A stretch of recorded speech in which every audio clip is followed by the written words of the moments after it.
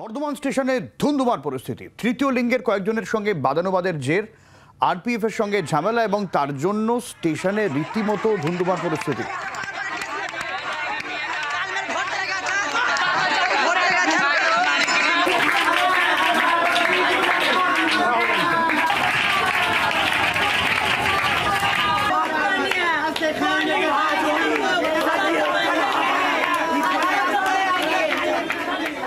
অরূপ রয়েছেন আমাদের সঙ্গে। অরূপ, কি ঘটনা?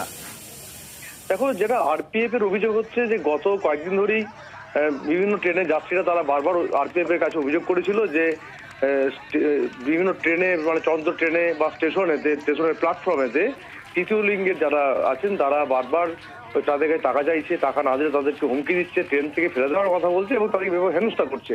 এবং সেই কারণেই আজকে আরপিএফ এর পক্ষ থেকে বর্ধমান স্টেশনে একটা স্পেশাল মানে অভিযান চালানো হয় এবং সেই অভিযান চালানোর পরে দেখা যায় যে প্রায় 150-র মতো তৃতীয় লিঙ্গের লোকজন তারা এসে হাজির হয় বর্ধমান আরপিএফ এর যে অফিস, সেই অফিসের সামনে।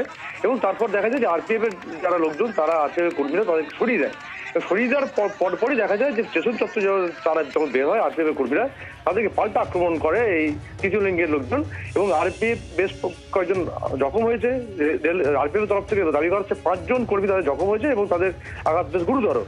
এরপরই দেখা যায় ফের জমায়েত হয় আবার আরপিএফ এর অফিসের সামনে তৃতীয় লিঙ্গের লোকজন, কিন্তু আরপিএফ দ্বিতীয়বার আর কোনো তাদেরকে কোনো আঘাত করেনি বা তাদেরকে হটায়নি, তার সঙ্গে আলোচনা করে তাদেরকে সরিয়ে দেওয়া হয়। অর্থাৎ ঘন্টা খানেক ধরে বর্ধমান স্টেশনের প্ল্যাটফর্মে আরপিএফ এবং তৃতীয় লিঙ্গের লোকজনের মধ্যে একটা ধন্যবাদ কাণ্ড ঘটে যায়।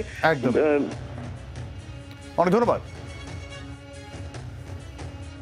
এখানে যারা ভিক্ষা করছে, যারা আম পাবলিক আছে, যারা ভিক্ষা করছে, ল্যাংড়ালুলা যারা চুরি করছে, যারা ডাকাতি করছে, তাদেরকে কিচ্ছু করা হচ্ছে না।